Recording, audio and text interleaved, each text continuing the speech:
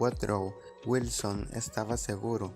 Un país, decía, es poseído y dominado por el capital que se ha invertido, y tenía razón. Por el camino hasta perdimos el derecho de llamarnos americanos. América ahora es para el mundo nada más que los Estados Unidos. Nosotros habitamos a lo sumo una subamérica, una América de segunda clase de nebulosa identificación.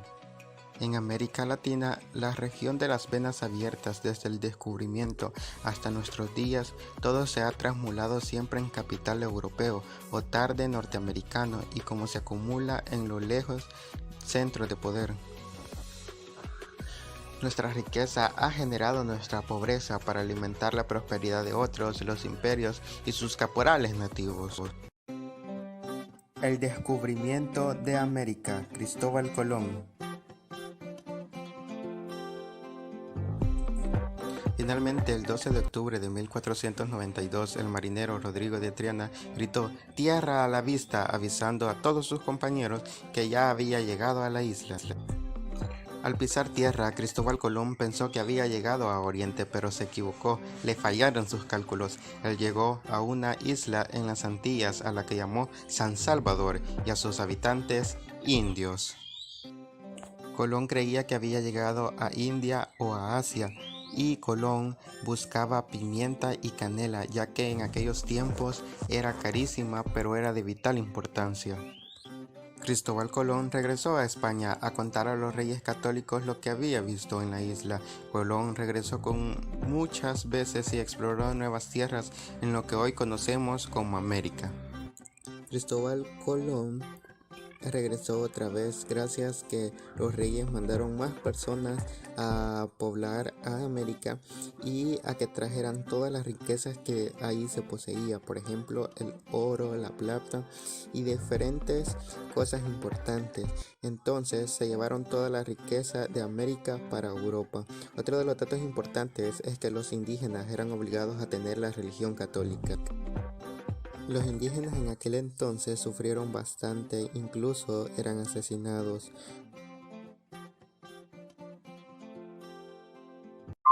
Es muy importante, jóvenes, que aprendamos, valga la redundancia, la importancia de los valores verdaderos. Vemos tanta perfección en redes sociales como, por ejemplo, caras perfectas, cuerpos perfectos, vidas, relaciones perfectas, pero nada de eso es real. Debemos de saber que lo que es real y maravilloso es quiénes somos. Eso es lo que vale. La verdad no es cómo te veas, es cómo te sientes, cómo actúas y cómo reaccionas ante un mundo. Los jóvenes valen lo que tienen que ofrecer al mundo, no cómo se ven. Muy buenas noches. Mi nombre es Riquelme Abimael García Ramos. Soy estudiante de la Universidad de Sonsonate. Actualmente estudio licenciatura en Ciencias de la Educación con especialidad en Matemática. Esta noche les vengo a hablar acerca de las venas abiertas de América Latina. La verdad, este libro me llama la atención porque primeramente es muy bonito y segundo porque nos cuenta las cosas que tuvieron que sufrir nuestros antepasados, por ejemplo los indios, que la verdad sufrieron bastante, pero lo vamos a ver más adelante, así que no me quiero adelantar. Así que el libro se llama Las venas abiertas de América Latina. Y mi capítulo es acerca de la historia de la muerte temprana. Así se llama mi capítulo. Así que pongamos mucha atención. Y el primer capítulo es, bueno, perdón, el primer subtema son los barcos británicos de guerra saludaban la independencia desde el río. En 1823, George Canning, cerebro del Imperio Británico, estaba celebrando sus triunfos universales. El encargado de negocios de Francia tuvo que soportar la humillación de este brindis. Vuestra sea la gloria del triunfo, seguida por el desastre y la ruina. Nuestra sea el tráfico de gloria de la industria y prosperidad siempre creciente. La edad de la caballería ha finalizado. Londres vivía el principio de una larga fiesta. ¿Y saben por qué? Pues porque Napoleón había sido definitivamente derrotado años atrás. La era de la paz británica se abría por el mundo. En América Latina, la independencia había remachado a perpetuidad el poder de los dueños de la tierra y de los comerciantes enriquecidos en los puertos a costa de la anticipación ruina de los países nacientes. Y como ustedes pueden observar, allí tenemos los que son una imagen de los barcos británicos y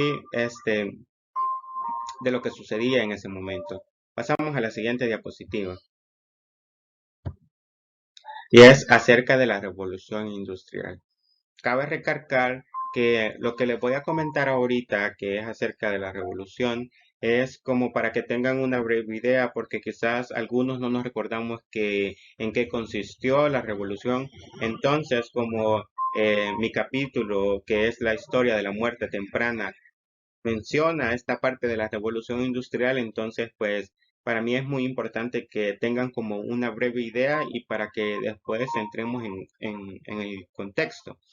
La revolución industrial es el proceso de transformación, oiga, económica, social y tecnológica que se inició en la segunda mitad del siglo XVIII en el Reino de Gran Bretaña.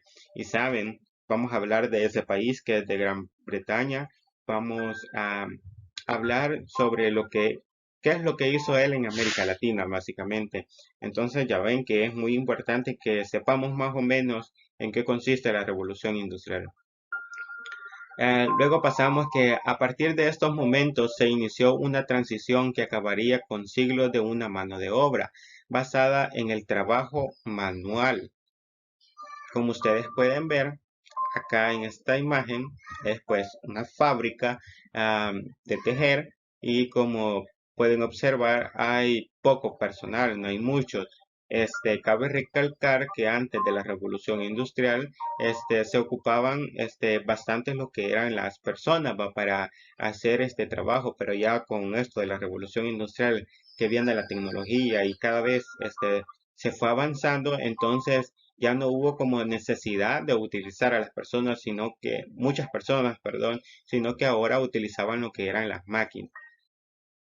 El trabajo manual y el uso de la tracción animal, siendo estos sustituidos por maquinaria. ¿Por qué aquí se refiere a animal? Si ustedes, bueno, no sé si ustedes han visto, pero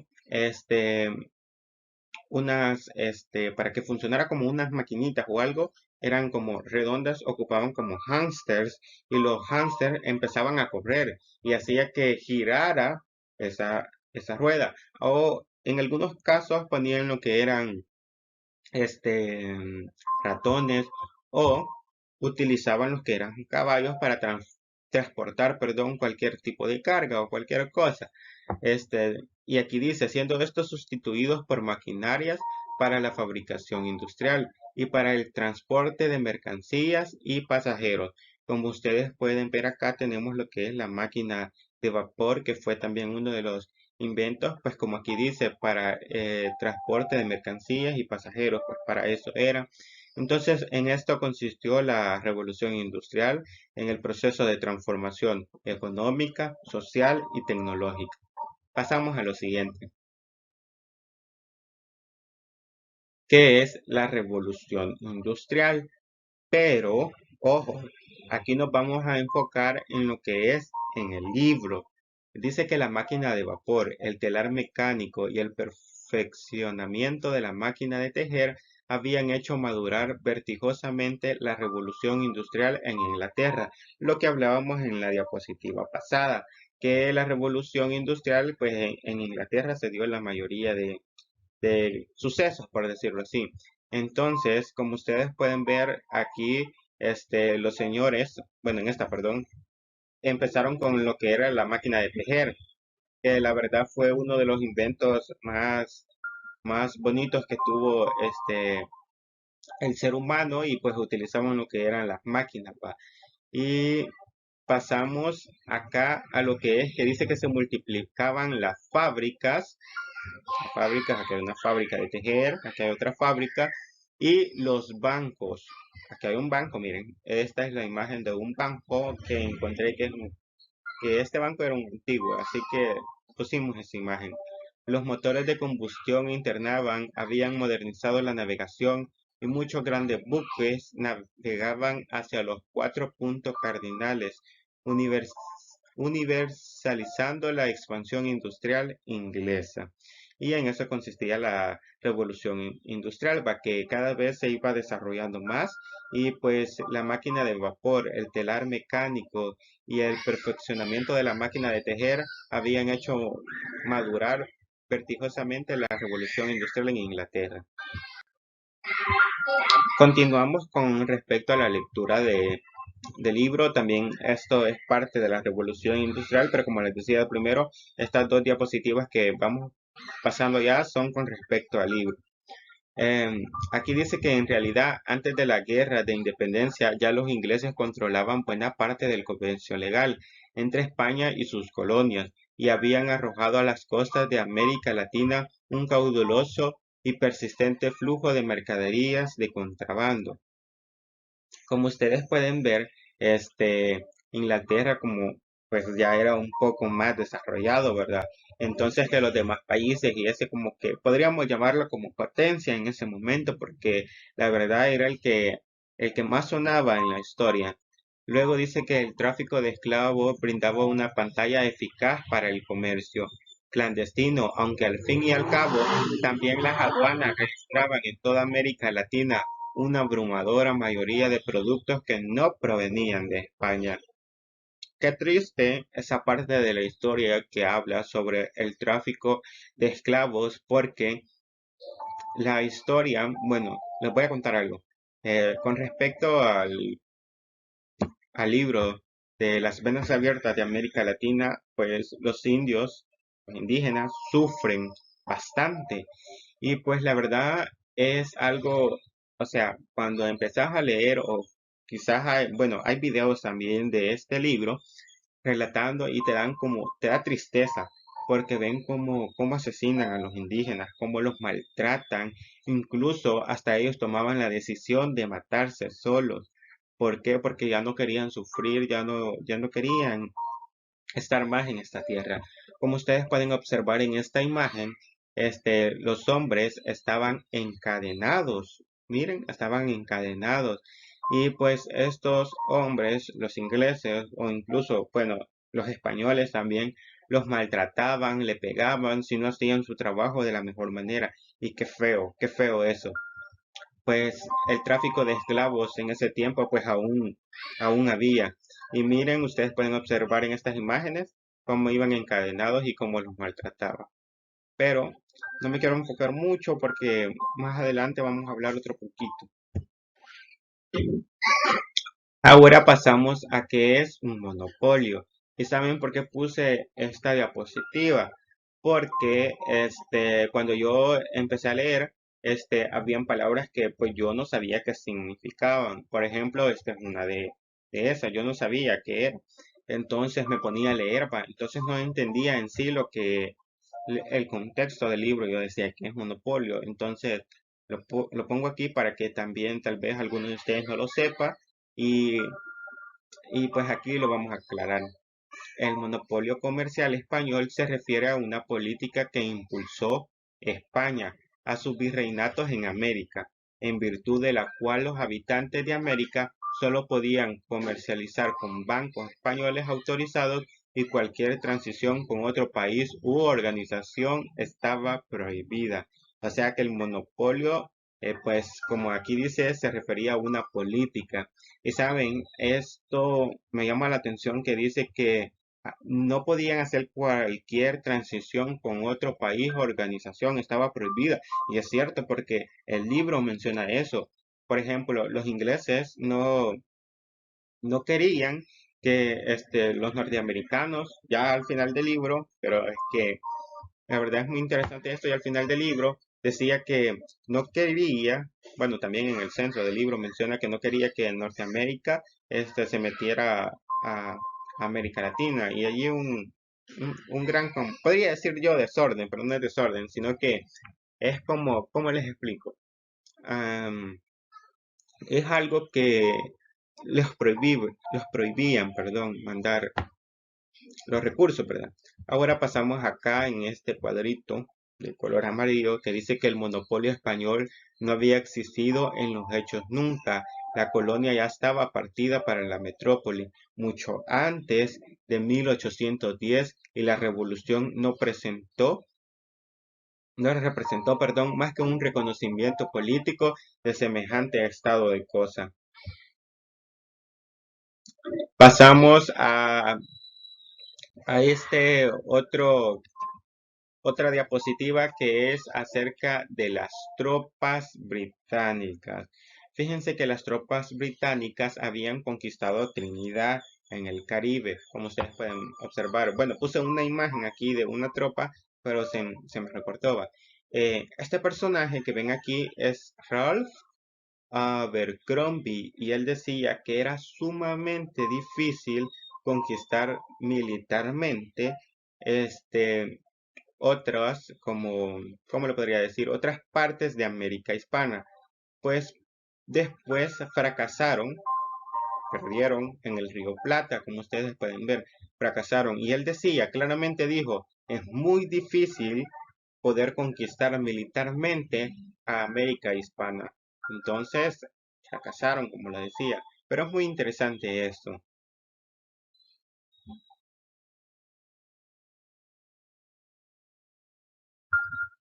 Vaya, pasamos a lo otro. Fíjense que las colonias españolas ofrecían a Gran Bretaña la oportunidad de abarcar las 9/10 partes del comercio de la América española. A partir de 1810, Londres aplicó una política en la que obedecieron la necesidad de favorecer el comercio inglés, impedir que América Latina pudiera caer en manos de norteamericanos o franceses, lo que se refería al monopolio. Si ustedes recuerdan el monopolio, ya al final decía que prohibía como prohibía como el comercio o la política. Básicamente prohibía que otros ingresaran a América Latina. Y como ustedes pueden ver aquí, como les decía, que más adelante, pues aquí lo tenemos, aquí los ingleses impedían que América Latina pudiera caer en manos de Norteamérica o franceses. Wow, los ingleses eran sumamente inteligentes, pues como que querían que los norteamericanos vinieran a América Latina, pues a ellos no les convenía, pues porque si no, ellos eran los que iban a perder. Pero esa era como la ley del monopolio. Y pasamos a lo siguiente. Y son las dimensiones del infanticidio industrial. Pasamos a esa. Ese cabe recalcar que es otro subtema, perdón. Fíjense que los talleres especializados elaboraban paños, telas de algodón y lienzos. Más de 200 telares ocupaban en Querétaro. Cuando se refiere a Querétaro, está hablando de México. A 1.500 obreros y en Puebla trabajaban 1.200 tejedores de algodón. Y como ustedes pueden observar, pues antes eran las personas mayores, o más que todos los ancianos los que se ponían a trabajar y como ustedes pueden observar en la imagen, aquí están trabajando con lo que es el algodón. Bueno, pasamos a lo que es manufactura. Pasamos a lo que es manufactura. Y saben, este es otro concepto, pues que lo pongo porque la verdad, como les decía al principio con el monopolio, yo no sabía qué significaba, entonces me tomé la modestia de buscar, pues para entender mejor lo que el libro decía. Y chicos, cuando tengan una duda, pues busquen en Google o en un diccionario o en lo que tengan, para que salgan de esa duda y puedan entender el tema de la mejor manera. Ahora bien, manufactura es el resultado de convertir materia prima en un producto elaborado por medio de un proceso industrial. El origen del concepto tal y como lo conocemos proviene de la revolución industrial, pues como ya les había hablado anteriormente, que era la revolución industrial. Era el proceso de cambio tanto económico, social y tecnológico. ¿Dónde? ¿Dónde, chicos? Pues donde reemplazaron básicamente a los seres humanos por máquinas. El proceso de fabricación de un producto que se realiza con las manos o con la ayuda de máquinas. Eso es lo que es manufactura. Entonces hay que tener ese concepto bien claro de manufactura, pues cuando nos vayamos metiendo más en la lectura no nos confundamos y así. Ahora tenemos esta imagen de acá. Esta es la bandera de Perú. En Perú, los toscos productos de la colonia no alcanzaron nunca la perfección de los tejidos indígenas. Como ven ustedes esta imagen de esta señora acá que está tejiendo. La verdad, los indígenas tenían una pasión por su trabajo, porque imagínense, no alcanzaron la perfección. La verdad, los indígenas pues tenían esa pasión por hacer las cosas de la mejor manera. Actualmente, si vamos a Guatemala u otro país, nosotros vemos como por ejemplo, ven esta parte de la señora acá, es a puro, lo tejen y les queda sumamente hermoso. Y yo me quedo bien asombrado, así como que, wow, ¿cómo harán esto? Porque, o sea, eso es sumamente difícil de hacer. Y pues me llama la atención que los indígenas también eran muy creativos a la hora de hacer su trabajo y pues lo hacían de la mejor manera. Otra parte era que los, arriba dice trabajos forzados de los indios. Fíjense que los pobres indios entraban desde muy temprano a su trabajo y pues lo sacaban muy noche, no le daban como el descanso necesario o adecuado. Sin embargo, no tenían tampoco como una buena alimentación y la verdad los indígenas sufrieron en ese sentido, sufrieron lo que es bastante. Imagínense pasar trabajando todo el día, incluso uno que trabaja tal vez horas se cansa rápido, imagínense ellos, qué sufrimiento, ¿no? Pasamos a lo siguiente.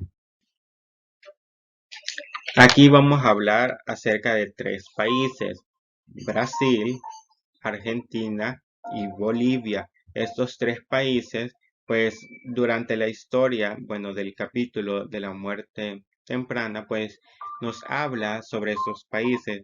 En Brasil, los obrajes textiles y metalúrgicos que venían ensayando desde el siglo XVIII, sus modestos primeros pasos fueron arrasados por la importancia extranjera.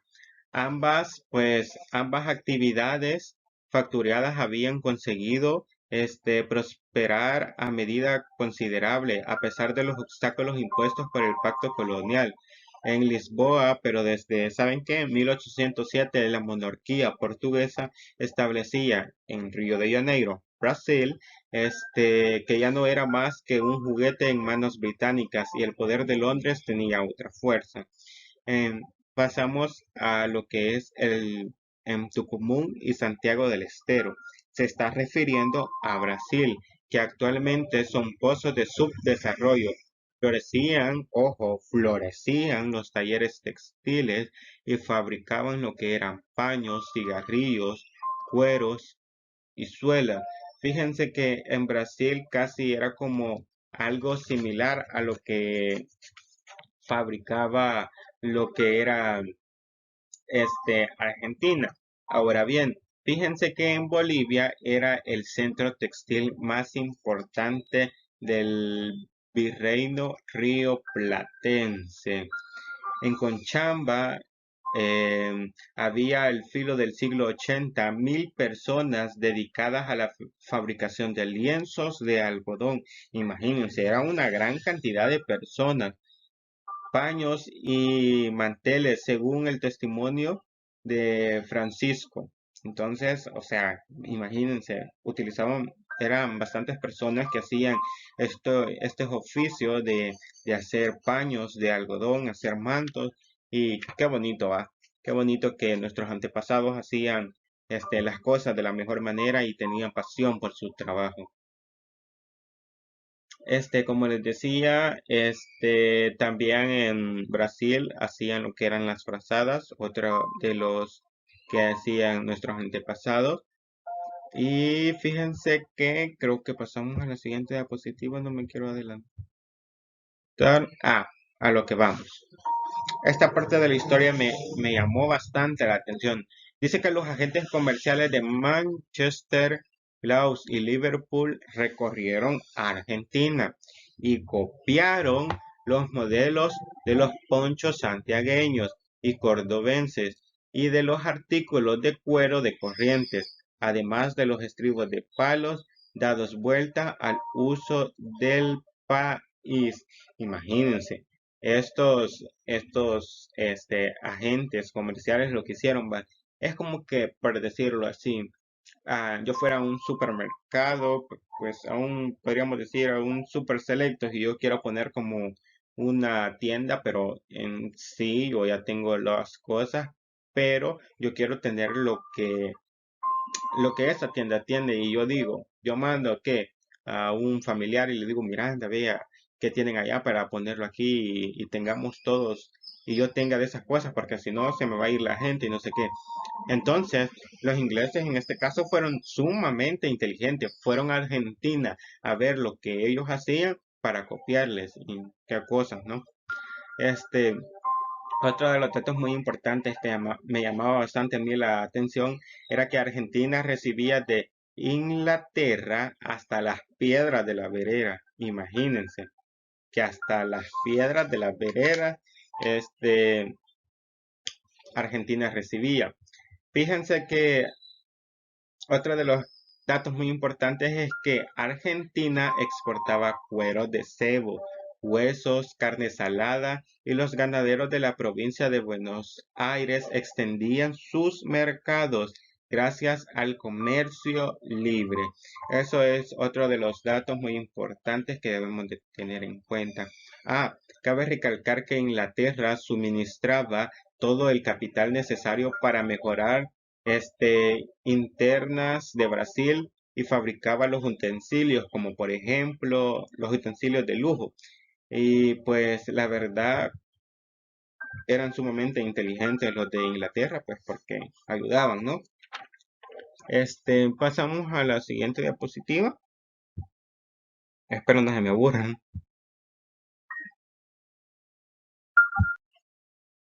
Saben, uno de los datos muy importantes con respecto a la lectura es que Brasil y Gran Bretaña, aquí pueden observar la bandera, estuvieron muy cercanos en el sentido de que Inglaterra le mandaba o suministraba a Brasil sus barcos de vapor y de vela. Como ustedes pueden observar esta imagen que ven acá, le hacía empiedrados y le arreglaba a Brasil lo que eran las calles, iluminaba con gas, iluminaba con gas las ciudades, también construyó lo que son las vías férreas, como ustedes pueden ver acá, y pues le ayudó bastante a Brasil. Y uno de los datos muy importantes es que Brasil también recibía ataúdes ya forrados, listos para el alojamiento de sus difuntos.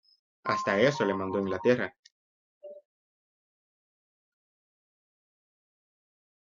Pasamos al siguiente capítulo y es proteccionismo y libre cambio en América Latina. El breve vuelo de Lucas Alemán. Fíjense que los ingleses habían sabido aprovechar la ubicación de su isla llena de puertos a medio camino del Báltico y del Mediterráneo, pues esos son océanos. Apuntándose a las costas de América, Inglaterra organizaba un sistema universal y se convertía en la prodigiosa fábrica abastecedora del planeta. El imperio contaba con el puerto más grande y el mercado y aparato financiero de su tiempo. Como ustedes pueden observar acá, aquí estaba lo que era la pequeña isla donde pues llegaban los barcos, perdón, y pues se llevaban lo que eran los productos, ¿verdad?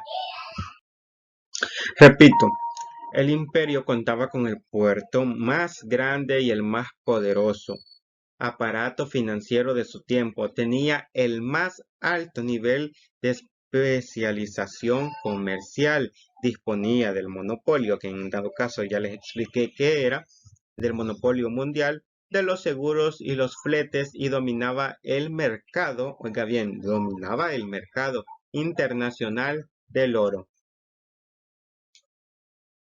Como ustedes, si fueron observadores al principio, decía Lucas Alamán. Y pues les cuento de este personaje. Lucas Alamán, un político conservador de gran capacidad. Oiga, qué inteligente fue. Advirtió a tiempo que las ideas de Adam Smith contenían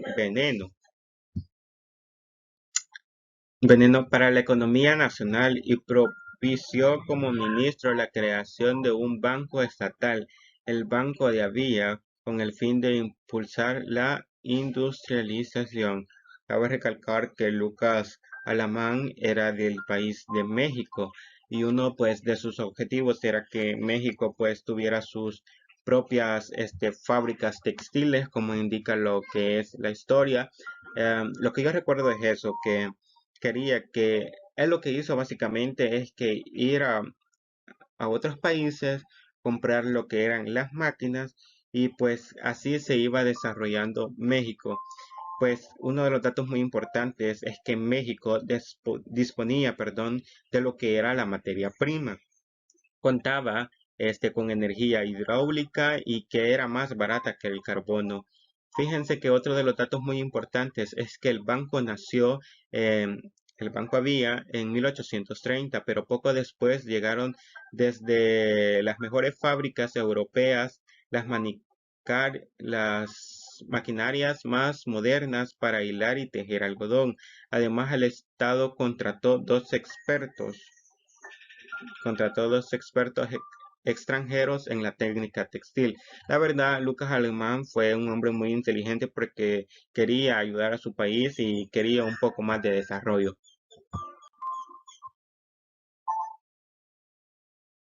Ahora pasamos a lo siguiente.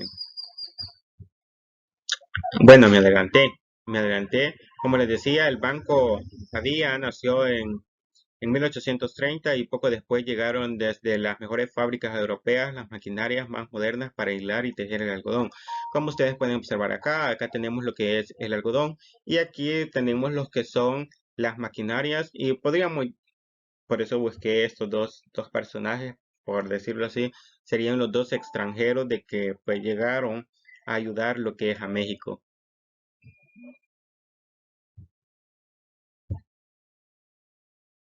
Ahora pasamos al siguiente subtema, que son las lanzas montoneras y el odio que sobrevivió a Juan Manuel de las Rosas.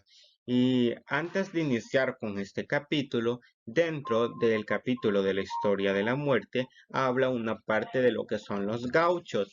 Y les cuento, los gauchos eran hombres mestizos de sangre española e indígena que en los siglos XVIII habitaban las llanuras del río Platense de Argentina, Uruguay y Río Grande del Sur, Brasil. Entonces, esos eran los gauchos. Como ustedes pueden observar acá, hombre mestizo de sangre española e indígena. Ahora nos vamos a enfocar a lo que son los gauchos, pero ya ahora en el libro. Dice que los gauchos estaban acostumbrados a cazar libremente novillas a cielo abierto en las pampas sin alambrados para comer el lomo y tirar el resto con la sola obligación de entregar el cuero al dueño del campo. Ahora bien, un decreto de 1815 estableció que todo hombre de campo que no tuviera propiedad sería reputado sirviente con la obligación. Oiga, fueron obligados.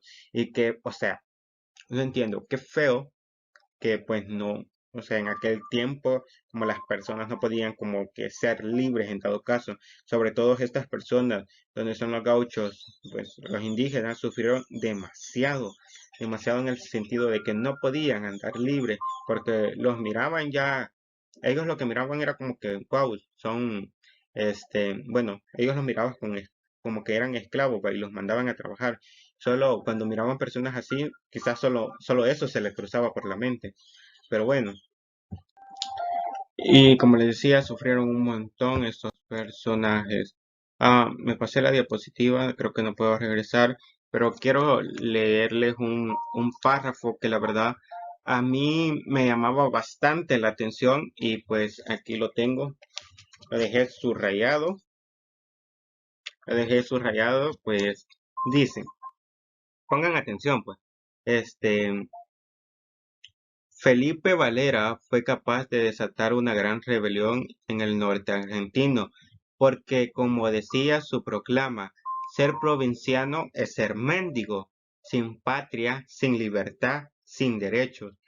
Su sublevación encontró eco resonante en todo el interior mediterráneo.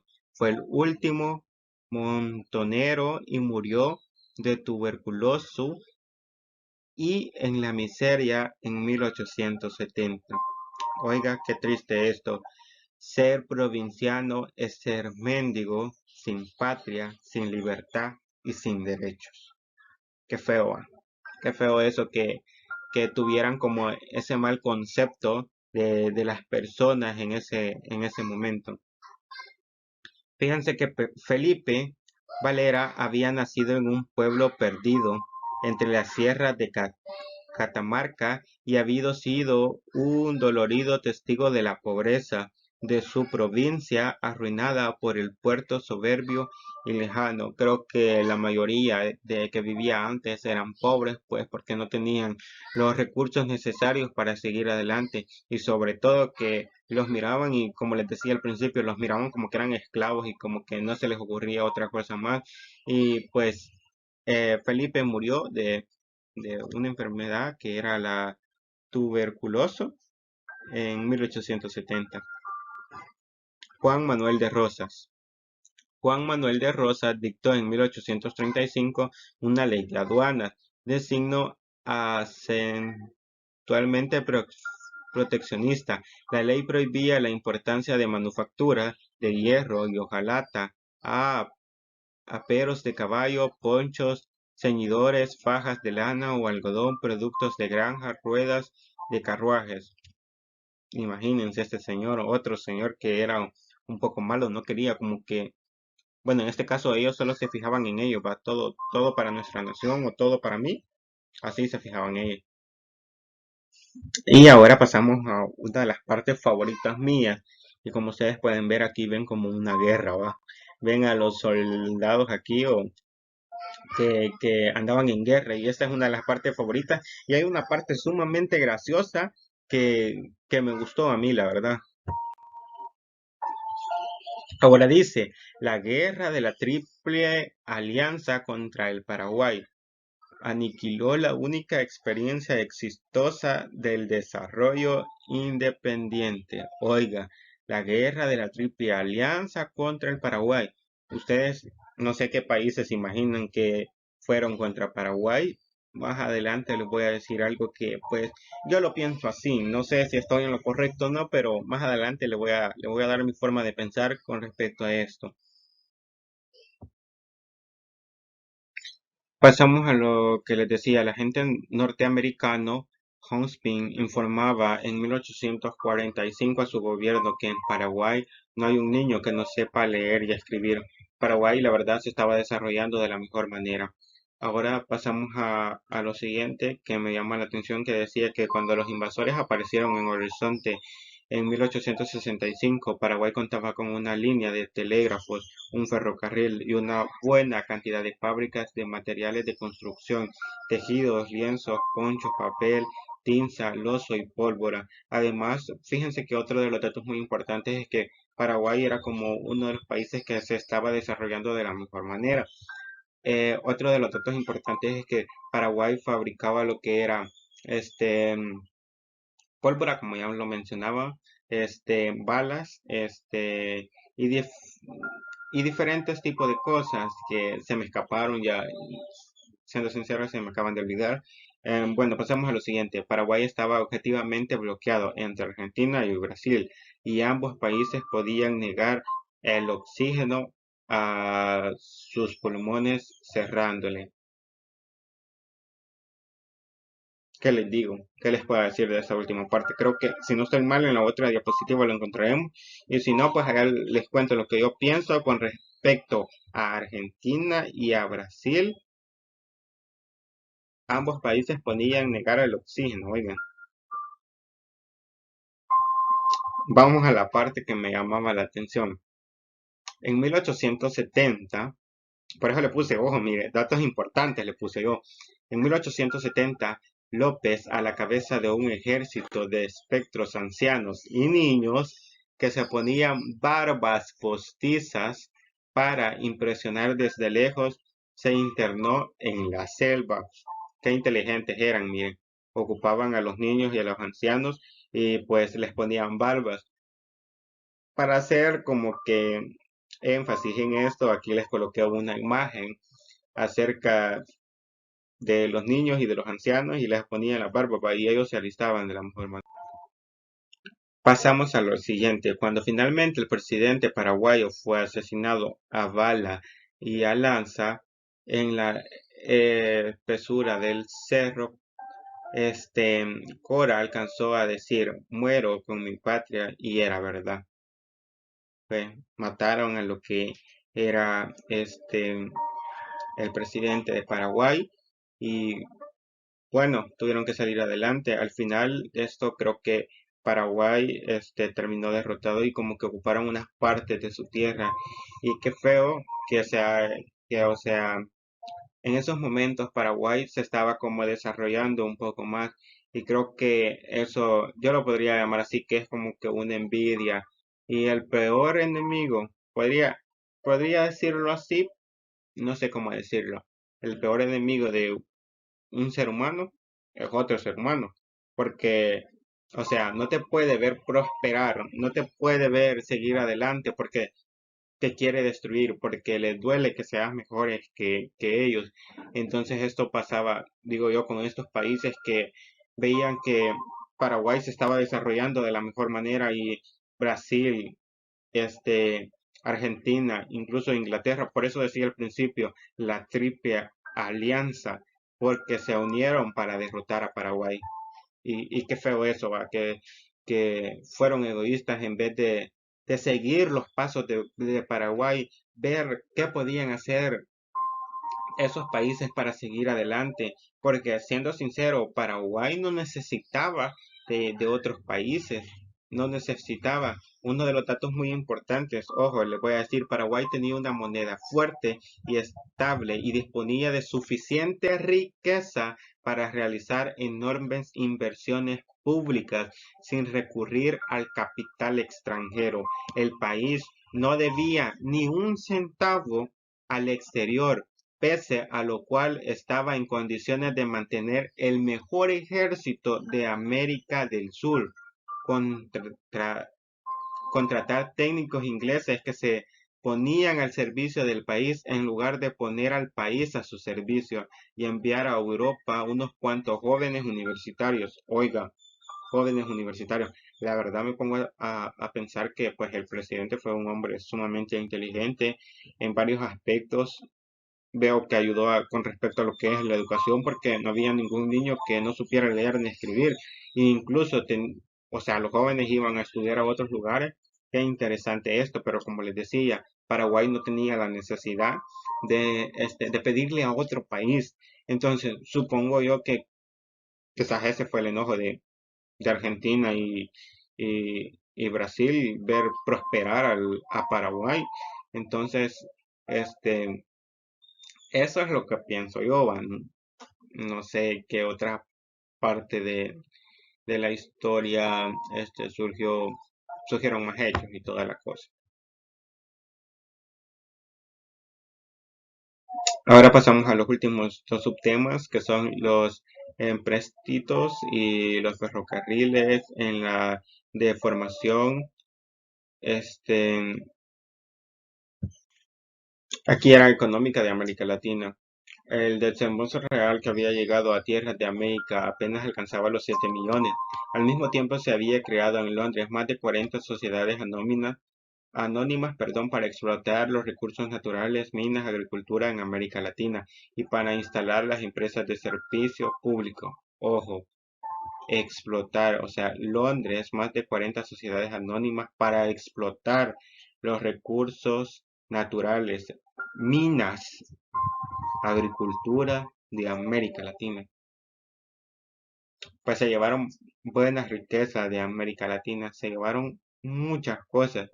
Pues Si ustedes recuerdan, Colón, según Colón, bueno, les voy a contar esto porque me llama la atención decírselos y quiero que lo sepan. Colón, según él iba para Asia, para otro país, no sabía que venía, en este caso que era América. Entonces, ojo, que se llamó América gracias a América Vespucio, si no estoy mal, que inventó el croquis, o hizo el croquis de América, perdón. Ojo ahí. Si estoy mal, luego me corrigen allí en los comentarios, porque este video va a estar en YouTube.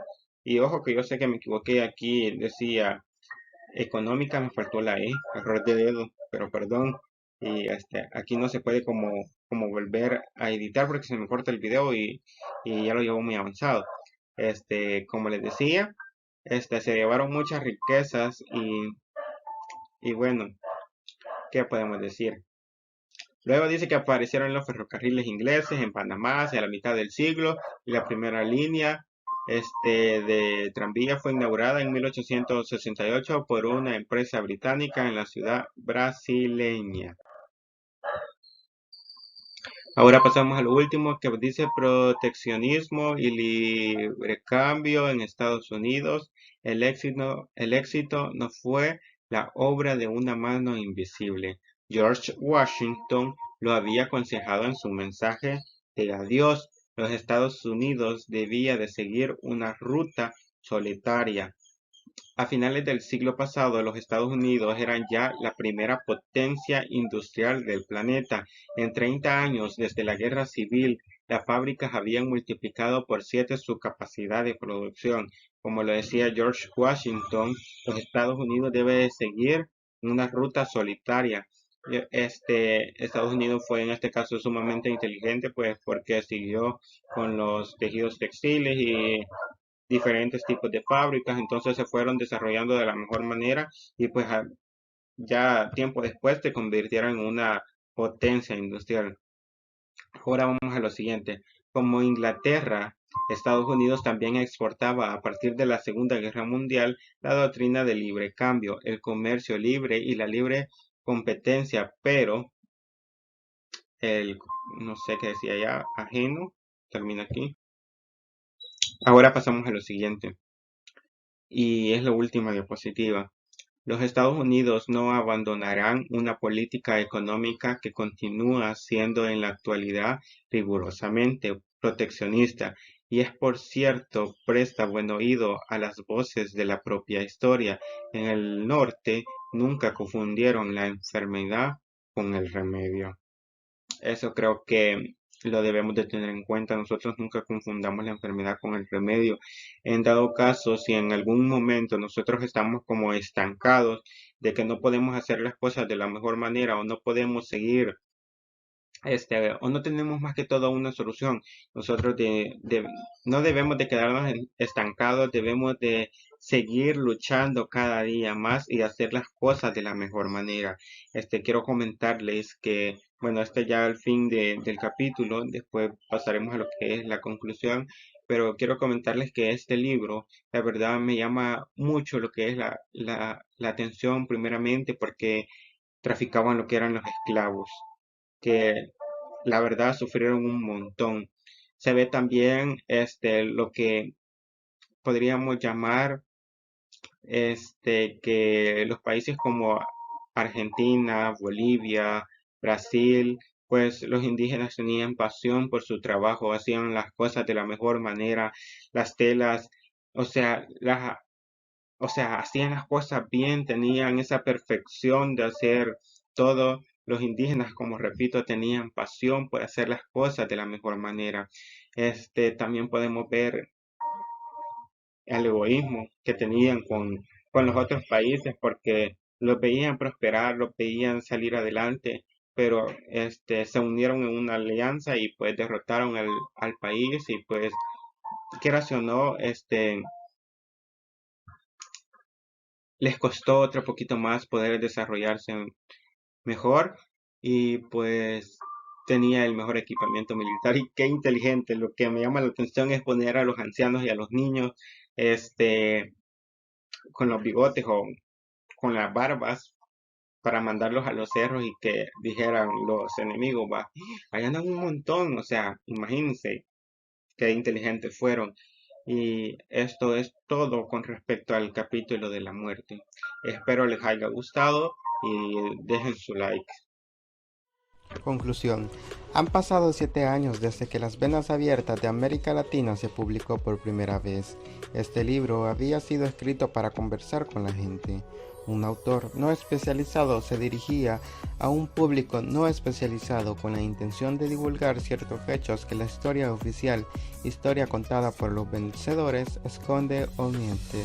Uno de los datos muy importantes es que la respuesta más estimulante no viene de las páginas literarias de los diarios, sino de algunos episodios reales ocurridos en las calles. Por ejemplo, la muchacha que iba leyendo este libro para su compañera de asiento y terminó parándose y leyéndolo en voz alta para todos los pasajeros, mientras el ómnibus atravesaba las calles de Bogotá, o la mujer que huyó de Santiago de Chile en los días de la matanza con este libro envuelto entre los pañales del bebé, o el estudiante que durante semanas recorrió las libreras de las calles Corrientes en Buenos Aires y lo fue leyendo de pedacitos de la librería en librería porque no tenía dinero para comprarlo. De la misma manera, los comentarios más favorables que este libro recibió no provienen de ningún crítico de prestigio, sino de las dictaduras militares que lo elogiaron prohibiéndolo. Para finalizar, el subdesarrollo no es una etapa del desarrollo, es su conciencia. El subdesarrollo de América Latina proviene del desarrollo ajeno y continúa alimentándolo, impotente por su función de servidumbre internacional, moribundo desde que nació el sistema tiene pies de barro. Y pues nada, esto sería todo por el libro de las penas abiertas de América Latina y mi capítulo acerca de la muerte temprana. Tengan una feliz noche.